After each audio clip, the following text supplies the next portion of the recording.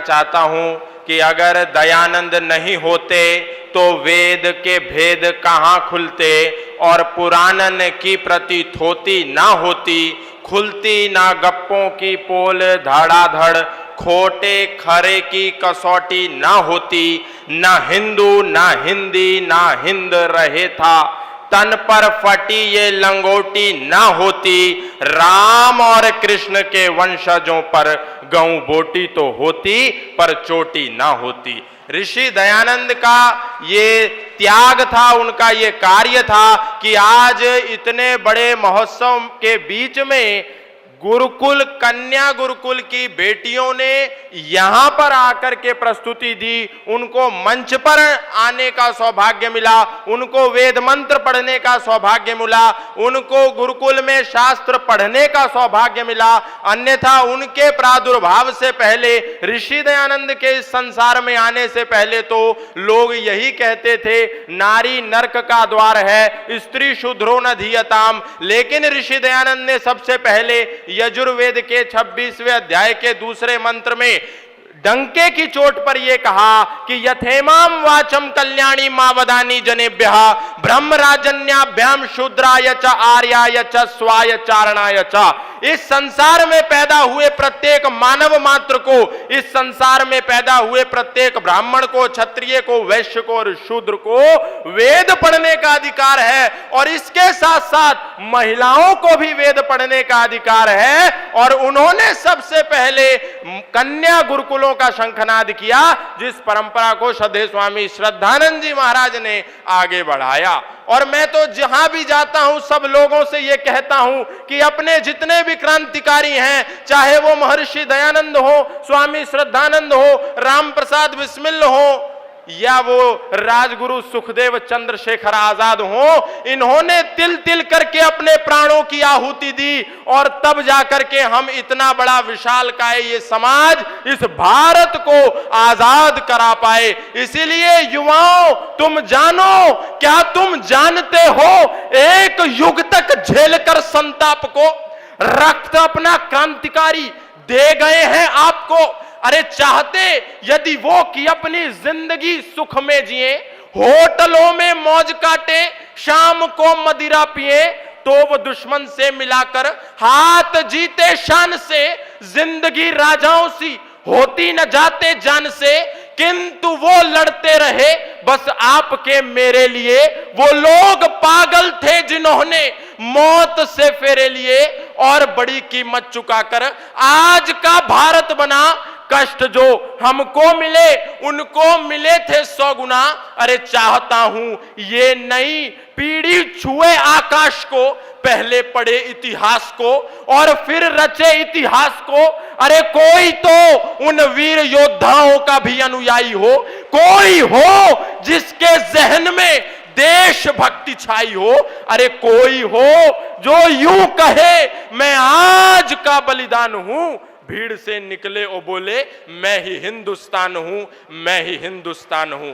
अंत में मैं इतना ही कहना चाहूंगा, क्योंकि इस सभागार में, इस सम्मेलन में आर्य समाजों के उत्तर से लेकर के दक्षिण तक, पूर्व से लेकर के पश्चिम तक, कश्मीर से कन्याकुमारी, कच्छ से कच्छार, यंगून से यूनान और तमाम वैश्विक पटल के आर्य समाजों के अंतर्राष्ट्रीय नेता लोग आए हैं। मैं सबसे कहूंगा कि आप अपने आर्य समाजों के दरवाजे युवाओं के लिए खोल दें। उन आर्य समाजों में आने के लिए नौजवानों को पहले करेक्ट ना करें, क्योंकि यदि आप उनको पहले करेक्ट करने की कोशिश करेंगे तो वो आपसे हमेशा हमेशा के लिए डिस्कनेक्ट हो जाएंगे। इसीलिए पहले नौजवानों को कनेक्ट करो, उसके बाद उनको करेक्ट करो, ताकि वो कभी भी वेदों से, वैदिक संस्कृति से, ऋषि दयानंद से, आर्य समाज से डिस्कनेक्ट ना हो पाए और हमेशा हमेशा के लिए आर्य विचारधारा से कनेक्ट हो जाएं।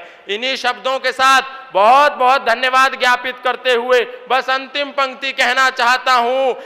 जिन आर्यों को नव में जाकर नक्षत्रों ने दी है संज्ञा, अरे जिन आर्यों ने नव में जाकर नक्षत्रों को दी है संज्ञा, जिसने हिमगिर का वक्ष चीर भू को दी है पवन गंगा, अरे जिसने सागर की छाती पर पाषाणों को तैराया है, हर वर्तमान की पीड़ा को हर जिसने इतिहास बनाया है, अरे जिसके वेदों ने घोष किया किण्वंतो विश्वमार्यम का, जिसका गौरव कम कर न सकी रावण की स्वर्णमयी लंका, जिसके यज्ञों का एक हव्य 100 पुत्रों पर झनक रहा, जिसके आंगन में भयाक्रांत धनपति बरसाता झनक रहा, जिसके पावन बलिष्ठ तन की रचना महर्षि मुनियों ने की, राघव ने वन में भटक भटक जिस तन में प्राण प्रतिष्ठा की, वो शाश्वत आर्य जीवन क्या बस स्मरणीय मात्र रह जाएगा। अरे उसकी पावन गंगा का जल क्या नालों में बह जाएगा, उसके गंगाधर शिव शंकर क्या ले समाधि सो जाएंगे, उसके पुष्कर उसके प्रयाग क्या गर्त मात्र हो जाएंगे। यदि तुम ऐसा नहीं चाहते तो फिर तुमको जगना होगा, आर्यावर्त का विगुल बजा दानव दल को डलना होगा, आर्यावर्त का विगुल बजा दानव दल को डलना होगा। जब टंकारा की इस धरती पर हम जगतगुरु महर्षि दयानंद को स्मरण कर रहे हैं, तो एक छोटी सी बात मुझे स्मरण आती है। जब मैं इस संसार के विभिन्न मत पंथ संप्रदायों और मजहबों को देखता हूं, जितनी हाय हत्या, जितनी मारकाट, जितनी चीख चिल्लाहट, जितनी छटपटाहट, जितनी घबराहट आज इस संसार में मत पंथ संप्रदायों और मजहबों के नाम पे चल रही है, उतनी तो एक देश और दूसरे देश के बीच में भी नहीं है।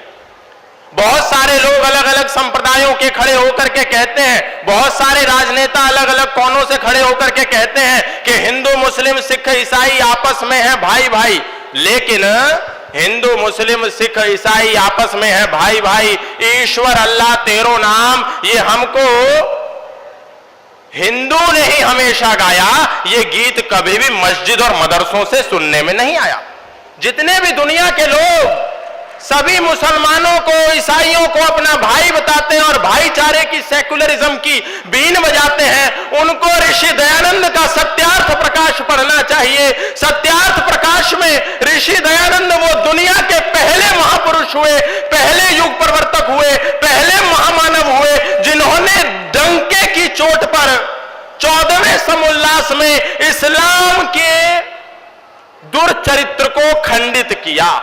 पहले हम लोग भ्रमित थे, हम उन्हें भाई मानते थे, लेकिन वो लोग दिन में 5 समय जब अपने मस्जिदों से अजान देते थे, ये नारा लगाते थे, कहते थे ला इलाहा इल्लल्लाह मुहम्मदन रसूलुल्लाह, अशहदु अल्ला इलाहा इल्लल्लाह व अशहदु अन मुहम्मदन अब्दुहु व रसूलुहु। हम रोज सुनते हैं, आज भी सुनते हैं, हर मदरसे से हर मस्जिद से यह आवाज आती है, लेकिन हम इस बात का अर्थ नहीं जानते। इस बात का अर्थ है कि अल्लाह के सिवा कोई इबादत करने योग्य नहीं है और मोहम्मद के सिवा उसका कोई रसूल नहीं है। ना सिर्फ ये बात वो कहते हैं, जब आप राम जी की शोभा यात्रा को लेकर के उनकी मस्जिदों के बाहर से निकलते हैं, तो आपके ऊपर पत्थर बरसा करके ये बात को सिद्ध करते हैं कि अल्लाह के सिवा कोई इबादत करने योग्य नहीं है, इसीलिए तुम इस देश में राम की शोभा यात्रा नहीं निकाल सकते।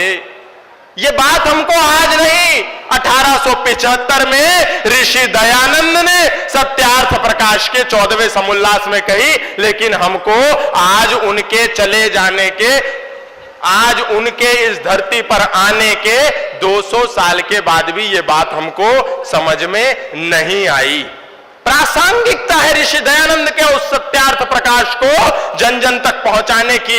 इसीलिए मैं इस देश के प्रत्येक युवा से कहता हूं कि वीर जवानों, इधर उधर के मत गंदे इतिहास पढ़ो, अगर आपको पढ़ना है तो सत्यार्थ प्रकाश पढ़ो, अगर आपको पढ़ना है तो सत्यार्थ प्रकाश पढ़ो। अरे वेद और उपवेद, इसी में 6 वेदों को अंग समझ, निरुक्त निघंटु अष्टाध्यायी छंद व्याकरण संग समझ, बंद मोक्ष के 2 मार्ग तुम करके योगाभ्यास पढ़ो, अगर आपको पढ़ना है तो सत्यार्थ प्रकाश पढ़ो। दुनिया की एकमात्र पुस्तक जो आपको सत्य से, जो आप अनभिज्ञ हैं उससे भिज्ञता, उससे परिचय कराती है। ऋषि दयानंद ने डंके की चोट पर कहा और बताया इस दुनिया को। हमको पता ही नहीं था, हम जिनको भाई मान करके बैठे थे उनकी कुरान की सूरह तौबा 9 आयत संख्या 5 में लिखा था, फैज़न सलखल अस्रुल हुरुम फक्तुल मुशरिकीन हैसु वजदतुहुम वखजुहुम वस्रुहुम वक़ुदुलहुम कुल्ल मरसदीन फ़इन ताबू व अक़ामुस सलात व आतवुज़ ज़कात फ़खल्लू सबीलहुम इन्नल्लाह गफूरुर रहीम। वो कहते हैं अपनी कुरान में कि जहां कहीं मुशरिकों को पाओ, जहां कहीं ईमान ना लाने वालों को पाओ, जहां कहीं अल्लाह का ना मानने वाला इंसान पाओ, वहीं उसकी घात में बैठो और उसका कत्ल कर दो। और हम अपने मंदिरों में कहते रहे, ईश्वर अल्लाह तेरो नाम, ईश्वर अल्लाह तेरो नाम। आज हमको ऋषि दयानंद का ये जो सत्यार्थ प्रकाश का वाक्य है वो पहुंचाना है। हमारा सनातन धर्म तो कहता है सर्वे भवन्तु सुखिनः सर्वे सन्तु निरामया सर्वे भद्राणि पश्यन्तु मा कश्चित् दुःख भाग् भवेत्। ऋषि दयानंद तो कहते हैं इंद्रम वर्धन्तु अप्सरः अपाघरन्तो रावणा क्रीडवन्तो विश्वमार्यम। हमें इस दुनिया को हिंदू नहीं बनाना, हमें इस दुनिया को मुसलमान नहीं बनाना, हमें इस दुनिया को ईसाई नहीं बनाना, और हमें इस दुनिया को जैन बौद्ध यहूदी पारसी जाट मराठा नहीं बनाना, गुजर नहीं बनाना। हमें इस संसार को आर्य बनाना है, श्रेष्ठ बनाना है, ऊंचा बनाना है, विचारों से उच्चता वाला बनाना है। लेकिन वो क्या कहते हैं? वो कहते हैं कातिलुल लज़ीना ला युमिनूना बिल्लाहि वला बिल यौमिल आखिर वला युहर्रिमूना मा हर्रमल्लाहु व रसूलहु वला यदीनूना दीनल हक़्क़ मिनल लज़ीना ऊतुल किताबा हत्ता युअतुल ज़िज़यत अन यदिव्वहुम साकिरून। हे ईमान ना लाने वालों, तुम्हारा एक दिन ऐसा हश्र होगा कि तुम्हारे घरों पर हमारा कब्जा होगा। ये वो कहते हैं कुरान की सूरा तौबा 9 आयत संख्या 29 में। लेकिन हम तो वेद नहीं पढ़ते, हम तो गीता नहीं पढ़ते, हम तो उपनिषद नहीं पढ़ते, हम तो वाल्मीकि जी की विशुद्ध रामायण नहीं पढ़ते, हम तो मनु जी की मनुस्मृति नहीं पढ़ते। तो हमको क्या पता उनकी कुरान में क्या लिखा है और वो क्या तैयारी कर रहे हैं, हमको नहीं पता। इसीलिए हम भाईचारे की बीन बजाते हैं, वो आकर के हमको चारा बना करके खा जाते हैं। कितने दुर्भाग्य की बात है, ऋषि दयानंद ने जो हमको बताया था, हमको शत्रु बोध दिया था कि तुम्हारे सामने जिसको तुम भाई मान करके बैठ गए हो वो शायद तुम्हारा भाई नहीं है, वो तुम्हें चारा बनाने के चक्कर में है। आज ऋषि दयानंद की 200वें जन्मोत्सव पर हमें ऋषि दयानंद का मूर्ति पूजा का सिद्धांत तो बताना ही बताना है, लेकिन साथ साथ जो उन्होंने 14वें समुल्लास में कहा, जो उन्होंने 13वें समुल्लास में कहा, और सबसे बड़ी बात जो उन्होंने पहले समुल्लास में ईश्वर की सच्ची अवधारणा दी, उसको भी जन जन तक पहुंचाना है। फिर कहूंगा, करेक्ट करने से पहले सनातनियों को अपने आप से कनेक्ट करना है, उसके बाद करेक्ट करना है। अगर पहले करेक्ट करेंगे तो वो डिस्कनेक्ट हो जाएंगे। पहले उन्हें गले लगाओ, फिर प्यार से काजू कतली में नीम भर के अपने भाइयों में बांट दो, ताकि वो ये ना समझें कि ये हमको कोई कड़वी दवाई खिला रहे हैं।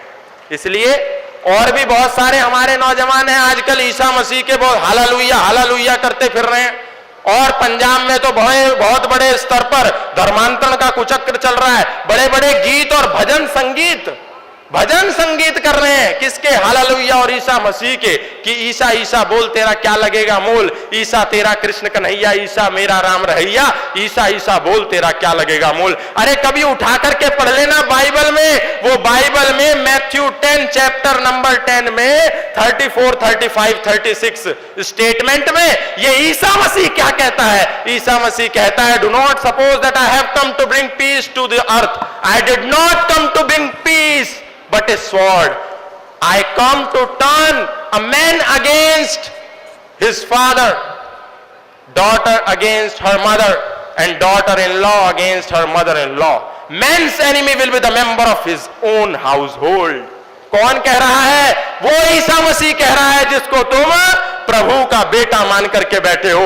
वो ईसा मसीह कह रहा है अपनी बाइबल में कि ये मत समझो कि मैं इस धरती पर शांति का पैगाम लेकर के आया हूं। मैं तो इस धरती पर तलवार चलाने आया हूं। मैं इस धरती पर एक बेटे को अपने पिता से जुदा करने आया हूं, एक बेटी को अपनी मां से जुदा करने आया हूं, एक सास को अपनी बहू से जुदा करने आया हूं। हम उस ईसा मसीह को भगवान मान करके बैठ गए हैं और हमारे घरों में नौजवानों के गले में क्रॉस का लॉकेट आ गया है। आप संकेत समझिए और अपने उन युवाओं को सही रास्ता दिखाइए और उनको गले से लगाइए और ऋषि दयानंद का Satyarth Prakash, the light of truth, अपने नौजवानों तक पहुंचाइए। नए नौजवानों तक मॉडर्न तरीके से Satyarth Prakash, the light of truth पहुंचाइए। वो हिंदी में नहीं पढ़ते, अंग्रेजी में पहुंचाइए। अंत में बस कुछ पंक्तियां कहूंगा और अपनी वाणी को विराम दूंगा, क्योंकि अगला कार्यक्रम है। अरे कातिलों की मुक्ति का विधान हो गया यहां, आज देशद्रोही भी महान हो गया यहां। कल लिए हुए खड़ा था बम बनाती टोलियां, जो उजाड़ता रहा हो मेहंदी मांग रोलियां। अरे जो सदा वतन की लाज को उजाड़ता रहा और भारतीय का मानचित्र फाड़ता रहा, जो नकारता रहा हो देश के विधान को, थूकने की चीज मानता था संविधान को, उसके सर पे धर के ताज हो रही है आरती। रो रहा है देश प्रेम, रो रही है भारती। अरे जो हमारी रोती मातृ भूमि को सुकून दे और देशद्रोहियों को गोलियों से भून दे, ऐसी सरफरोशी का हमें आनंद चाहिए। देश को पुनः ही स्वामी दयानंद चाहिए, देश को पुनः ही स्वामी दयानंद चाहिए। एक बार पीछे तक जोर से जय घोष लगा करके ऋषि भूमि पर हम ऋषि दयानंद को श्रद्धांजलि दें। बोलिए जगत गुरु महर्षि दयानंद की, जगत गुरु महर्षि दयानंद की, स्वामी श्रद्धानंद जी महाराज की, मर्यादा पुरुषोत्तम श्री राम की, योगेश्वर भगवान श्री कृष्ण की, धर्म की, अधर्म का, प्राणियों में, विश्व का। बहुत बहुत धन्यवाद, बहुत बहुत आभार।